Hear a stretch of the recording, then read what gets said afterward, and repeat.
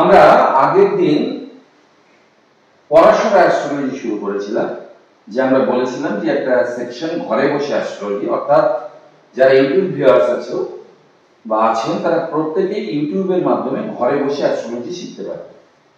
তো তার জন্য আমরা পড়াশোনা অ্যাস্ট্রোলজি শুরু করেছিলাম 1। সেখানে আমরা লগ্ন বিষয়ে যাবতীয় যে তথ্য সেগুলো আপনাদের সামনে উপস্থাপন করেছি।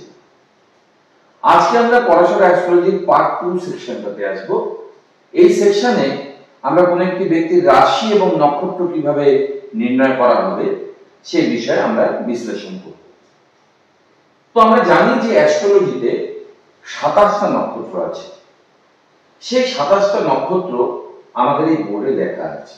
আমরা 3টা ভাগে ভাগ করেছি, 1 থেকে 9, 10 থেকে 18 এবং 19 থেকে 27 পর্যন্ত। প্রথম নক্ষত্র অশ্বিনী, ভরণী, এইভাবে পরপর লেখা আছে। আপনারা বোর্ডটা একটু জুম করে এটা দেখে নেবেন। সর্বশেষ নক্ষত্র হচ্ছে রেবতী। এবার মোট এই 27টা স্টার, এবং আমরা দেখেছিলাম এর আগের দিন আমরা যে জোডিয়াক করেছিলাম সেই জোডিয়াকের ডিগ্রি ছিল 360 ডিগ্রি করে, এবং আমরা বলেছিলাম যে প্রতিটা রাশি 30 ডিগ্রি করে হয়। তাহলে 27টা নক্ষত্র যদি 360 ডিগ্রিতে বিরাজ করে, তাহলে 360 কে যদি আমরা 27 দিয়ে ভাগ করি তাহলে আমরা পাবো 13 ডিগ্রি 20 মিনিট। অর্থাৎ প্রতিটা নক্ষত্রের অবস্থান কাল হচ্ছে 13 ডিগ্রি 20 মিনিট।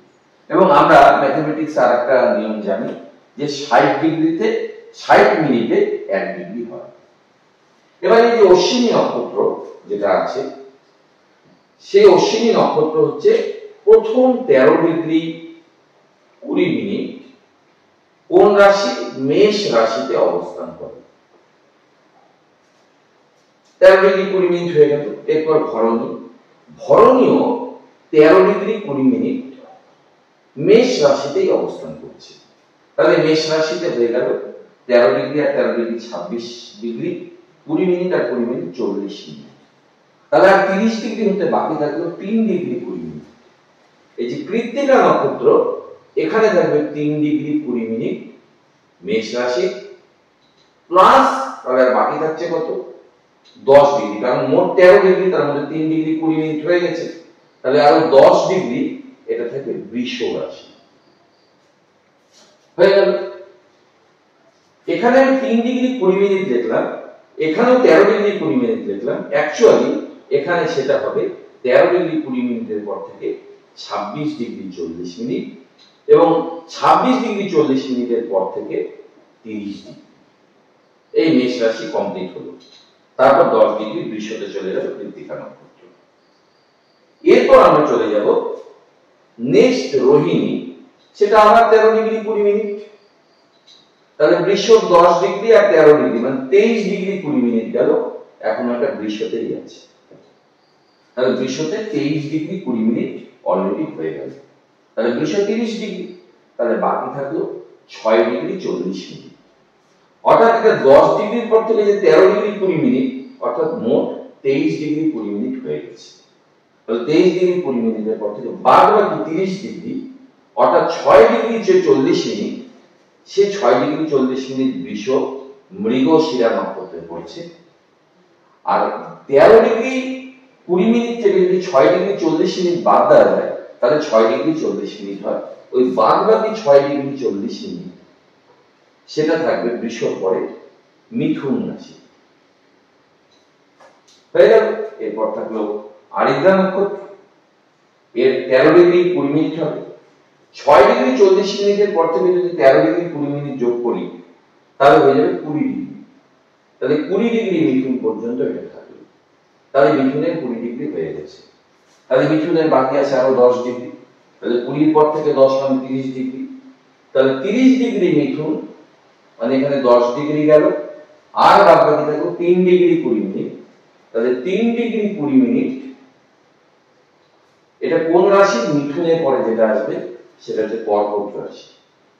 এই কর্কট রাশির 3 ডিগ্রি 20 মিনিট এখানে পড়ে গেল। এরপরে পুষ্য আসবে 13 ডিগ্রি 20 মিনিট। তাহলে 3 ডিগ্রি 20 মিনিট আর 13 ডিগ্রি 20 মিনিট মানে 16 ডিগ্রি 40 মিনিট পর্যন্ত কর্কট আমাদের নক্ষত্র হবে পুষ্যা নক্ষত্র। আর 16 পর থেকে যদি আমরা আরো 13 ডিগ্রি 20 মিনিট বার করি, যোগ করি, তাহলে সেটা আসবে 30 ডিগ্রি।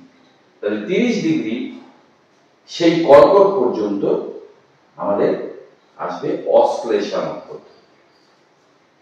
ঠিক এইভাবে, অর্থাৎ এই যে আমার 13 ডিগ্রি 20 মিনিট থেকে একদম শুরু হয়ে 30 ডিগ্রি কর্কট, মানে 4টা রাশি আমরা অতিক্রম করেছি, মেষ, বৃষ, মিথুন, কর্কট, কর্কট শেষ হয়ে গেল, 4টা রাশি শেষ। এই 4টা রাশির মধ্যে 9টা নক্ষত্র অবস্থিত। এরপর ঠিক একইভাবে এই যে ডিস্ট্রিবিউশন গুলো, সেটা হবে কার ক্ষেত্রে? কর্কটের পরে কোন রাশি আসবে? সিংহ রাশি। এখানে সিংহ রাশি থেকে শুরু হবে মাঘ, শেষ হবে কোথায়? আবার 4টা রাশি, অর্থাৎ সিংহ, সিংহর পরে আসবে কন্যা, কন্যার পরে আসবে তুলা, তুলার পরে আসবে বৃশ্চিক। অতএব জ্যেষ্ঠা নক্ষত্র, যে 18 নম্বর নক্ষত্র, একইভাবে বৃশ্চিক রাশি দিকে শেষ হবে। এবার বৃশ্চিকের পরে কি আসে? ধনু রাশি। এই যে মূলা যে নক্ষত্র, সেটা একই ডিস্ট্রিবিউশনে কোথা থেকে শুরু হবে? ধনু রাশি থেকে। এবং শেষ যে নক্ষত্র রেবতী, সেটা গিয়ে শেষ হবে 30 ডিগ্রি মীন রাশি থেকে। তো আমি যেভাবে এখানে ডিস্ট্রিবিউশন করলাম, যারা ভিউয়ার্স আছেন বা আছো, তারা প্রত্যেকে একই ডিস্ট্রিবিউশন এর ক্ষেত্রে প্র্যাকটিসের জন্য তোমরা করবে। এবার আমরা এই নিচের যে অংশগুলো আছে, সেই অংশগুলোকে একটু মুছে দিচ্ছি এবং আমরা রাশি এবং নক্ষত্র নির্ণয় করার চেষ্টা করছি। তো আমি এখান থেকে একটু মুছে দিলাম।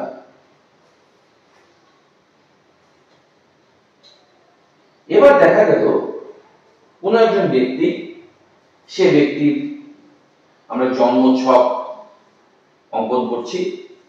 সেই জন্মছকে দেখা গেল, আমরা এর আগে দিন লগ্ন কিভাবে অঙ্কন করে সেটা দেখেছি। তো দেখা গেল এইরকম আমাদের চার্ট হয়েছে এবং সেই চার্টটা একটা দেখা গেল তুলা লগ্নের চার্ট। তুলা লগ্ন মানে কোথা থেকে শুরু হবে? 7, 8, 9, 10, 11, 12, 1, 2, 3, 4, 5, 6, এই 6 দিয়ে আমাদের শেষ। এবার আমরা এখানে দেখলাম 20 ডিগ্রি মেষ। 20 ডিগ্রি মেষে দেখা গেল আজকে চন্দ্র যে গ্রহটা, সেটা 20 ডিগ্রি মেষে অবস্থিত। তো মেষ কোথায়? মেষ হচ্ছে এখানে। তাহলে এখানে চন্দ্র অবস্থিত, তাহলে চন্দ্র এই জায়গাতে 20 ডিগ্রি মেষে অবস্থিত। এবার আমরা মেষ রাশিতে যাচ্ছি। দেখুন 13 ডিগ্রি 20 মধ্যেও মেষ, এটাও মেষ, কিন্তু আমাকে বলছি 20 ডিগ্রি মেষ। 13 ডিগ্রির পর থেকে 26 ডিগ্রি পর্যন্ত ভরণী নক্ষত্র অবস্থিত। সুতরাং 20 ডিগ্রি যে মেষ, সেটা আমাদের ভরণী নক্ষত্রকে দেখাচ্ছে। তাহলে কোনো ব্যক্তির যদি চন্দ্র 20 ডিগ্রি মেষে থাকে, তাহলে তার রাশি হবে মেষ রাশি এবং সেই ব্যক্তির নক্ষত্র হবে ভরণী নক্ষত্র। একইভাবে কেউ যদি আমাদের বলে যে 12 ডিগ্রি বৃষভে আছে, তো 12 ডিগ্রি বৃষভ, তাহলে আমরা দেখছি এখানে কৃত্তিকাতে যাচ্ছে যে বৃষ, দেখছি 10 ডিগ্রি পর্যন্ত আছে, 12 ডিগ্রি এখনো আছে। 12 ডিগ্রি কিন্তু রোহিণী নক্ষত্র চলে যাবে। তাহলে আমরা চন্দ্রকে এখানে দিয়ে দিলাম, কারণ বৃষভে বলেছে 12 ডিগ্রি, তাহলে চন্দ্র এখানে থাকলো 12 ডিগ্রি রোহিণী নক্ষত্রে পড়ছে। তার মানে ব্যক্তির নক্ষত্র হবে রোহিণী নক্ষত্র এবং ব্যক্তির রাশি হবে বৃষভ রাশি। চন্দ্র গ্রহ যে রাশিতে থাকে, সেই ব্যক্তির রাশি তাই হয়। এবার কেউ বললো হয়তো যে 10 ডিগ্রি কর্কট, তাহলে এখান থেকে দেখি 10 ডিগ্রি কোথায় আছে? এখানে দেখতে পাচ্ছি 3 ডিগ্রি 20 মিনিট কর্কট। তাহলে আমাদের বলেছে 10 ডিগ্রি কর্কট, তো 10 ডিগ্রি কর্কট এখানে অবস্থিত, সেটা আমরা কোন নক্ষত্রে দেখতে পাচ্ছি? পুষ্যা নক্ষত্র। তাহলে ব্যক্তির রাশি হবে কর্কট রাশি এবং নক্ষত্র হবে পুষ্যা নক্ষত্র। এইভাবে আমাদের প্রত্যেক ব্যক্তির রাশি এবং নক্ষত্র নির্ণীত হয়। এবার দেখো দশা। তো দশা বোঝবার জন্য আমরা একটা কবিতা মনে রাখছি, সেই কবিতাটা একটু সংক্ষেপে বিশ্লেষণ করছি। দেখা, এটা এটা মনে থাকলে খুব সুবিধা হবে।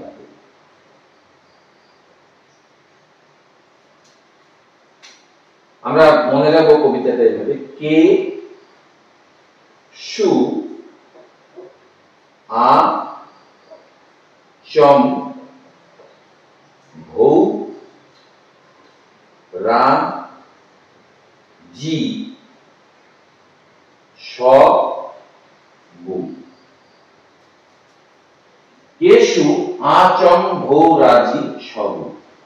অর্থাৎ অশ্বিনী নক্ষত্রে যদি কোনো ব্যক্তি জন্মগ্রহণ করে তাহলে সে কেতুর দশা থেকে শুরু হবে তার জীবনের দশা।